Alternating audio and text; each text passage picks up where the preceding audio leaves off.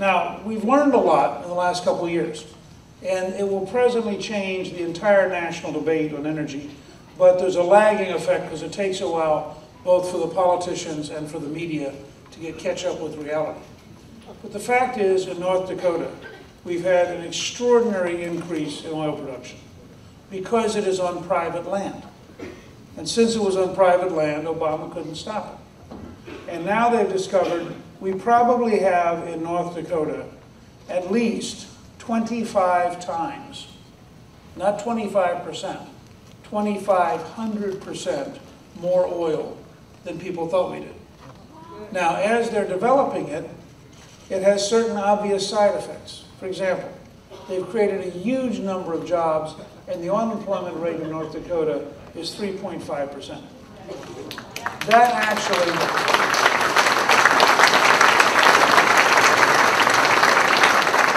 actually overstates how much unemployment there is, because there are 16,000 jobs in the oil industry that they can't fill because the 3.5% don't have the right training.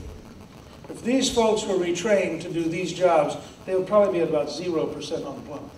That's how amazing it is. Second, it turns out that when you develop energy, you create revenue for government. So the state of North Dakota has had 7 consecutive tax cuts. And they have a multi-billion-dollar rainy day fund for a state whose entire budget is $2 billion a year. Now, these are real changes. It turns out in parallel to this, we've developed new technology, and we can now get gas out of shale, where we knew it existed geologically, but we thought we couldn't recover it. Now, what difference does that make? Well, in the year 2000, we expected to have a 7-year supply of natural gas. The assumption was we would have to bring in liquid natural gas from the Middle East. People were talking about building big port connections where you'd have this huge ship come in with liquefied natural gas. You'd offload the natural gas. We are now talking about we have 125 years supply. And we now believe we're going to build liquefied natural gas ports to ship the gas to China. So instead of us importing gas and paying for it, we're now going to be exporting gas and getting paid for it. Now, these two developments,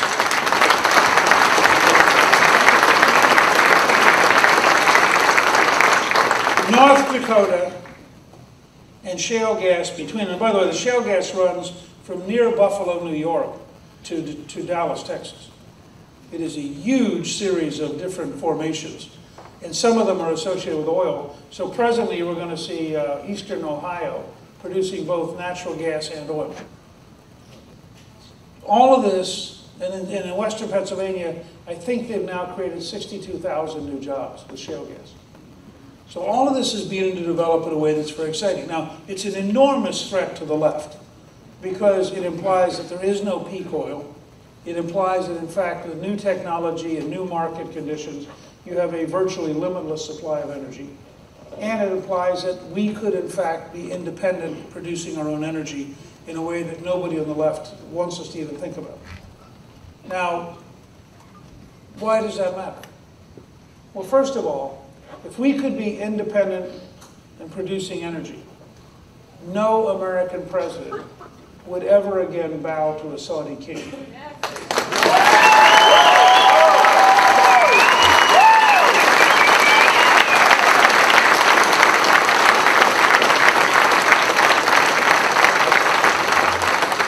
Very important to think about what the Iranians have been doing. The Iranians have been practicing closing the Straits of Hormuz, which is a bottleneck through which 1 out of every 5 barrels of oil in the world goes. The short-term answer to that is the U.S. Navy. The long-term answer to that is to produce so much oil in the United States that we don't care what the Iranians do.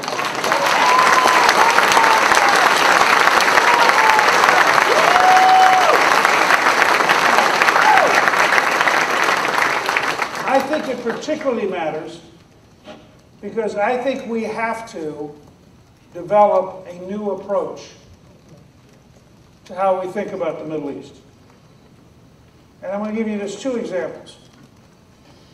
When we discovered that bin Laden had been hiding for 7 years in a large compound in the middle of a military city, less than a mile from the National Defense University of Pakistan.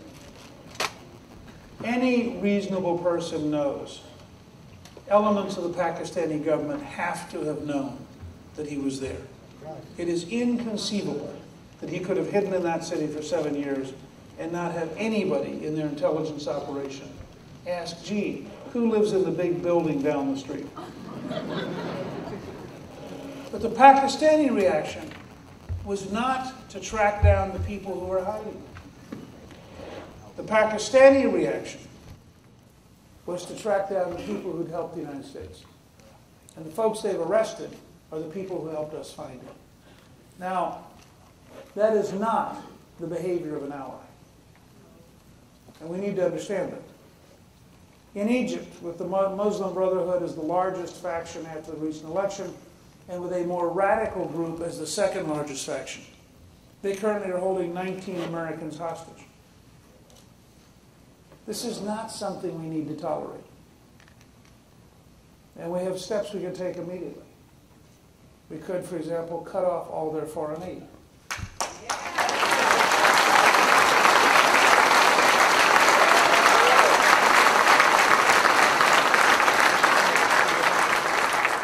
We could cut off the resupply of all their military equipment, because all their major equipment now is American. There are a lot of things we could do, but that's not what this administration does. But I think the most disturbing thing that we have encountered has been the recent incident in which, while the Afghans were killing Americans, the president apologized to Afghanistan. And I want to be very clear. I think the commander-in-chief owes a great deal of loyalty to the people who serve the United States of America.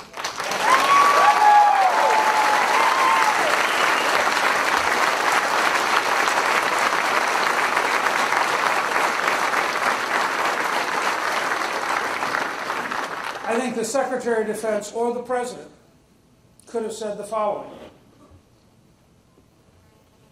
We discovered that prisoners, radical Islamist prisoners, were defacing the Quran in order to send messages to their allies outside the prison. And we stopped them and confiscated the Qurans that they had defaced. Now notice who's guilty at this point. It's not the Americans. We didn't deface the Quran. It's so-called Muslims. People who are supposed to be really passionate about the Quran, which can't be defaced unless they do it. In which case it's okay, because they're not us. And I just want to pose for you how bad this has got. In 2009, the U.S. Army burned Bibles in Afghanistan. They had confiscated Bibles that had been sent to Afghanistan, and they burned them. This was our army. Did Christians riot? Did we go find somebody to kill? No, we passively accepted a really bad decision. In Nigeria, churches are burned. Does anybody apologize? In Egypt, churches are burned. Does anybody apologize? In Malaysia, churches are burned. Does anybody apologize? In Saudi Arabia, it is illegal to practice Christian or Jewish religion. Does anybody complain? In Iran just last week, they found a Christian minister guilty of apostasy and sentenced him to death. Has anyone apologized? No one in this administration is prepared to stand up for any of our values. They're very prepared to apologize to people who want to kill us.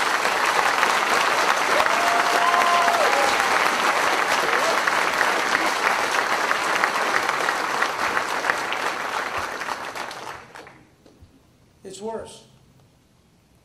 Saturday, a week ago, they arrested a Moroccan man who was trying to figure out how to bomb the U.S. Capitol. Now, I'll bet you if we had a test, this being a campus, and I said to you, what do you think might have motivated a Moroccan to try to bomb the U.S. Capitol? That a very substantial number of you would have picked that he probably believed in radical Islam. But do you realize that under the Obama administration, an FBI agent couldn't write that down? Because it's politically incorrect. So we can't tell the truth. An Army major jumps up at Fort Hood, yells Allahu Akbar, kills 13 Americans and wounds 33 others, has in his wallet, soldier of Allah, was engaged in dealing with a American who had gone to Yemen, who he communicated with by internet, who we later killed with a guided missile. And yet neither the Army report, which I think is more scandalous, nor the civilian report connected him to Islam, because it would be politically incorrect. Now, a president who can't tell you the truth about the people who are trying to kill you is a president who can't develop a strategy to protect you from the people who are trying to kill you.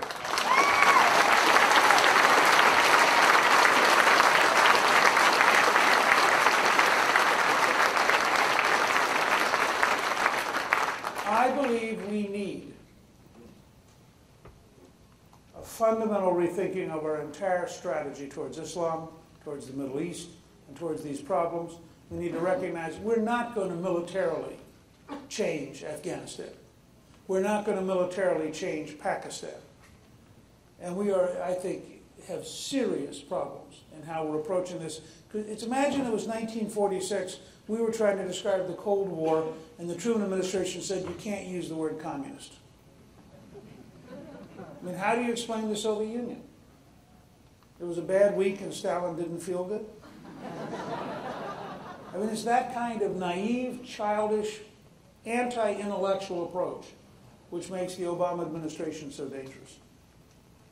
Now, the good thing is, because almost every American believes we have to have energy independence, we can build a political majority to drill in the United States, to develop our resources, and to create an enormous wave of energy. When we do that, we will create enough royalties. Literally, the estimate by the people in North Dakota is that if we were to open up federal land and we were to open up offshore, we would generate over the next generation $16 to $18 trillion in royalties.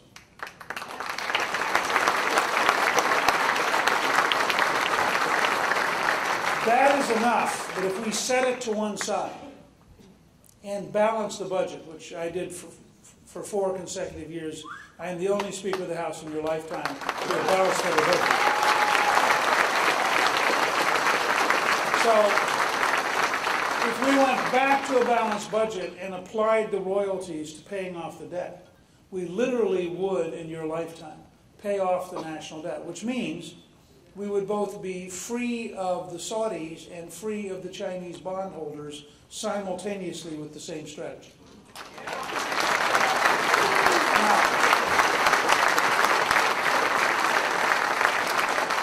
In doing that, keeping $500 billion a year at home that we're currently sending overseas, we would also create several million new jobs and be moving towards 4% unemployment, which should be our goal to be a healthy country in which Americans can work and find jobs.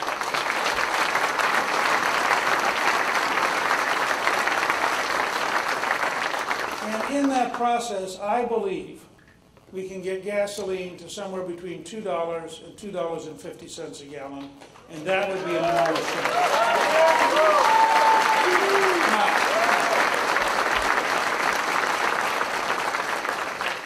The elites on television and the newspapers have already been saying, oh, this is impossible.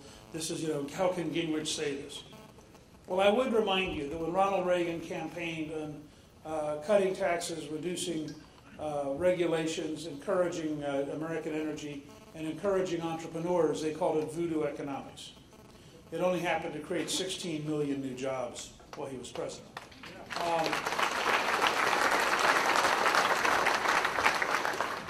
I believe that we have the capacity. I think North Dakota is proof. I think shale gas is the proof. We have the capacity if you have a president willing to help. And let me point out to you, when you talk about opening up federal land, I just want to say this for the media. We're not talking about Yellowstone. We're not talking about Yosemite. We, the American people, own 69% of Alaska. Alaska is twice the size of Texas. That means you could literally give the environmentalists half of Texas. They could pick the glaciers they like, the polar bear areas, I mean, whatever they like. And they'd have half, 125,000 square miles. That would leave you an area the size of Texas to develop. That's how big the potential is. Now, I try to remind people who are the talking heads on television, who seem to have amnesia, and they don't learn the lessons of history. When I was Speaker of the House, gasoline was $1.13. When Obama was sworn in, gasoline was $1.89. I'm not offering a radical solution. I'm not even trying to get back to a pre-Obama number. I've taken a number that experts in the industry believe would generate more than enough capital to develop more than enough exploration to create the scale of energy we need. And somewhere between $2 and $2.50 a gallon creates that level of entrepreneurship. But the president is moving in the opposite direction. So here's my request for all of you. The primaries next Tuesday in many states really matter. It's clear that Governor Romney can raise more money because he can go to Wall Street and get money from all the people who got bailouts from the taxpayers. So in a sense, your money is coming back to you in the form of negative ads. I can't match that. But what I can do is match it with people. We have over 170,000 people who have now donated to our campaign. 95% of them have given less than $250. So we have a huge popular grassroots network.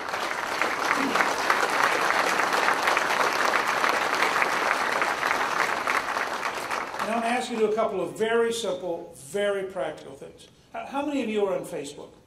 Just raise your hand. Okay. So tonight, on your Facebook page, I want you to put Newt equals $2.50 a gallon. Just that simple, okay? That'll get, in this room alone, I'll bet you that'll get 500,000 to 1 million people to see it. Just in this room, for free. Second, if people ask you, but how can he do it? Tell them to go to newt.org. There's a 30-minute speech where I explain it. There's the Obama answer. Then there's my answer to the Obama answer. And we've now edited it together so you can actually see a debate in which we take the Obama segment, then I answer it, then the Obama segment. Gives you a flavor of what the debate should be like this fall if I debate Obama.